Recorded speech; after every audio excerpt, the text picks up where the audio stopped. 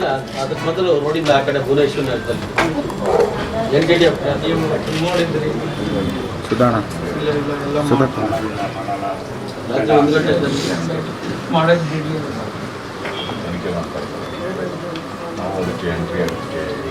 ನಂಗೆ ಸಾಂತ್ವನ ಹೇಳುವಾಗನೇ ಅವರೇ ಒಪ್ಕೊಂಡಿದ್ದಾರೆ, ಕೆಲವು ಜನಗಳು ಒಪ್ಕೊಂತಿಲ್ಲ.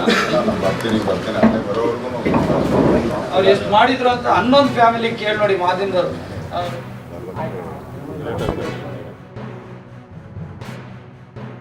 ಇತ್ತು ಇನ್ನೊಂದು 2 ದಿನ ಮುಂದೆ ಹಾಕಿದರೆ ಏನೂ ಆಗ್ತಾ ಇರಲಿಲ್ಲ. ಅಥವಾ ಅಲ್ಲಿ ಬಂದೋಬಸ್ತ್ ವ್ಯವಸ್ಥೆ ಇರ್ಬೋದು, ಆ್ಯಂಬುಲೆನ್ಸ್ ಇರ್ಬೋದು, ಡಾಕ್ಟರ್ಸ್ ಇರ್ಬೋದು, ಇವೆಲ್ಲ ಸರಿಯಾಗಿ ಮಾಡಿದರೆ ನನ್ನ ಮಗ ನನಗೆ ಸಿಗ್ತಾ ಇದ್ದ.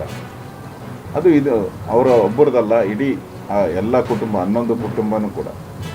ನಾನು ಆಸ್ಪತ್ರೆಗೆ ಹೋದಾಗ ನಾನು ಕೂತು ಅವರೇ ಹೇಳ್ತಾ ಇದ್ರಲ್ಲ, ಆಸ್ಪತ್ರೆಗೆ ಹೋದಾಗ ಕೂತು ಎಲ್ಲ ಏನು ಆಸ್ಪತ್ರೆ ಡಾಕ್ಟರ್ಸ್ ಇರ್ಬೋದು, ಪೊಲೀಸ್ ರಿಪೋರ್ಟ್ ಇರ್ಬೋದು, ಇದೆಲ್ಲ ಕೂತು ಅಲ್ಲೇ ಸುಮಾರು 1 ಗಂಟೆಗಳ ಕಾಲ ನಾನು ಕೂತಿದ್ದೆ.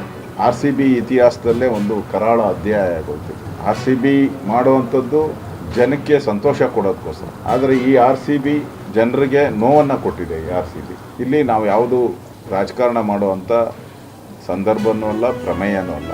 ಅದರಿಂದ ಮುಂದೆ ಯಾರೇ ಇದ್ರೂ ಕೂಡ ಮುಂದೆ ಈ ಥರ ಆತುರವಾಗಿ, ಈಗ ನಿಮಗೂ ಗೊತ್ತಿದೆ, ಪೊಲೀಸ್ ರಿಪೋರ್ಟೂ ಬಂದಿದೆ, DCP ಲೆಟ್ರ್ ಕೊಟ್ಟಿದ್ದಾರೆ, ಸರ್ಕಾರದ ಅಧಿಕಾರಿಗಳು ಮಾಡಬಾರ್ದು ಅಂತ ಹೇಳಿದ್ದಾರೆ. ಇಷ್ಟೆಲ್ಲ ಹೇಳಿದ ಮೇಲೂ ಕೂಡ ಮಾಡಿದ್ರಿಂದ ಅನಾಹುತ ಆಗಿದೆ ಅನ್ನೋದು ಈಗ ಜಗಜ್ಜಾಹೀರಾತು ಆಗ್ಬಿಟ್ಟಿದೆ. ಆ ದೃಷ್ಟಿಯಿಂದ ಸರಿಯಾದಂಥ ತನಿಖೆ ಆಗಬೇಕು.